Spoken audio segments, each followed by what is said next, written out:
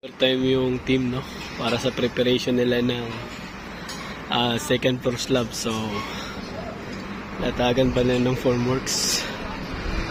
And so ito kayo na wala pa to, nalagyan pala ng soleras, ngayon nalagyan na. Nagsa-siding na rin sila ng mga beams. And yun dito, ilalatagan na nila ng soleras sa tubo, no, para pagpapatungan ng forma natin.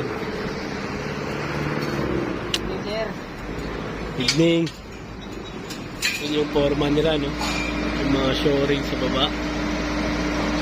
And so medyo dikit-dikit talaga yan, mapapansin nyo.